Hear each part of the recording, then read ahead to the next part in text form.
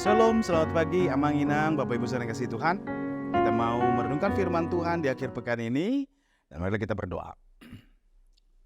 Bapa, di dalam nama Tuhan Yesus Kristus, kami ucap syukur untuk penyertaan-Mu, kebaikan-Mu, penyediaan Tuhan sepanjang minggu ini.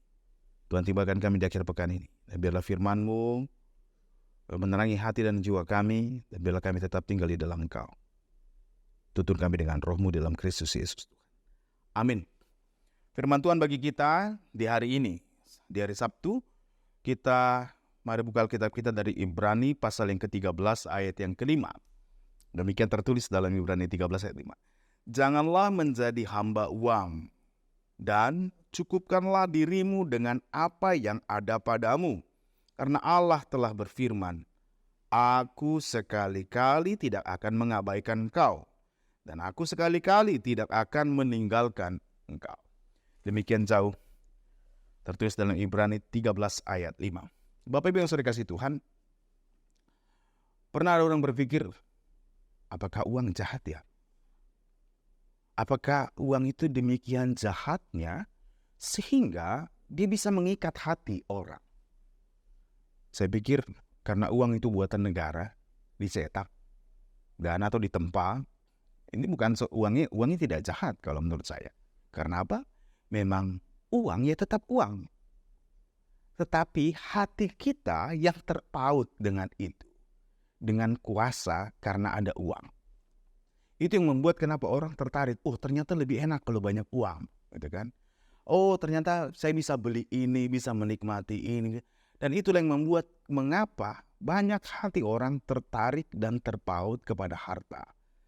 Salahkah? Ini bukan soal salah benarnya ketika kita bilang orang butuh uang atau tidak. Tetapi hati yang memuja kuasa dari uang itu yang membuat kita repot. Makanya Tuhan Yesus berkata, di mana hartamu berada, di situ hatimu berada. Karena keterkaitan atau diperbudak hati yang diperbudak oleh keinginan memiliki dan tidak pernah merasa cukup. Itu adalah bagian dari perbudakan. Nah, oleh karena itu Amang Inang, saudaraku yang dikasihi Tuhan, bukan berarti kalau jadi orang Kristen kita nggak butuh uang. Bukan itu. Kita tahu bahwa itu adalah alat tukar sekarang. Tapi jadikan itu tetap jadi alat tukar. Jangan biarkan dia menjadi dewa atau Allah bagi kita. Bukan uang yang menjadi penyelamat. Walaupun kita tahu kita butuh uang untuk melakukan segala banyak hal. Tetapi ternyata ada banyak hal juga yang lebih daripada kuasa uang. Nah, oleh karena itu Bapak Ibu yang kasih Tuhan, ini adalah bagian nasihat dari penulis kita surat Ibrani supaya mengingatkan jemaat. Ada persoalan penting, jangan menjadi hamba uang. Menjadi hamba artinya gini. Seperti budak atau hamba dengan tuan, pasti kalau budak mengatakan selalu membungkukkan badan atau selalu patuh kepada tuannya. Itu hamba karena apa? Hidupnya di bawah atau dikuasai oleh tuannya. Ketika dikatakan jangan kamu menjadi hamba uang, artinya adalah sebagai orang percaya.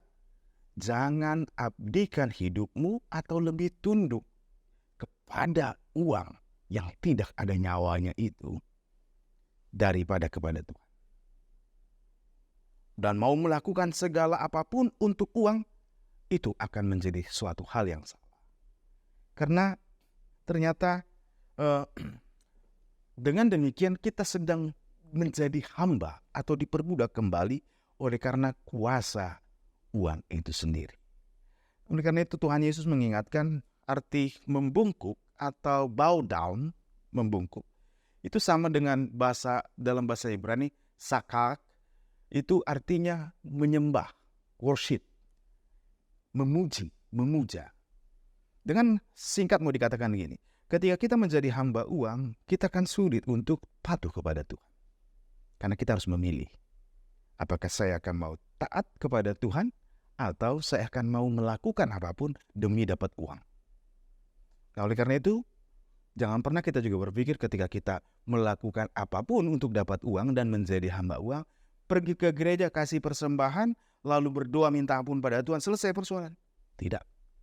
hati yang terikat dan menjadi hamba itu akan terikat terus. Oleh karena itu, Amang Inang, saudara yang kasih Tuhan, nasihat ini sangat penting ketika Sang Rasul menuliskan surat ini kepada orang-orang Ibrani. Jangan menjadi hamba uang. Bagaimana caranya? Cukupkanlah dirimu dengan apa yang ada padamu.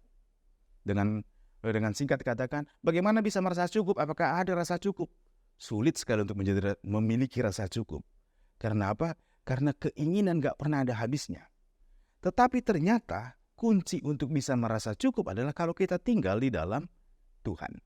Percaya akan penyediaan Tuhan, keselamatan dari Tuhan, kesetiaan Tuhan. Kita punya Allah yang setia. Di situ kita bisa mau bersyukur akhirnya. Ketika kita percayakan firman Tuhan, percayakan Allah penyedia, Allah yang hidup, Allah yang memerdekakan kita, yang menjamin kehidupan kita. Di situ kita akan tahu bersyukur. Oleh karena itu, Amang Inang, lebih baik. Betul kita butuh uang, tapi jangan lupa, kita lebih butuh Tuhan. Betul, uang bisa membuat kita melakukan banyak hal, tapi jangan lupa, uang gak pernah jadi juru selamat yang mau mengorbankan hidupnya dengan setia kepada kita. Sedangkan nilai uang saja bisa berubah, ya kan? Nilai uang akan berubah setiap tahunnya karena inflasi.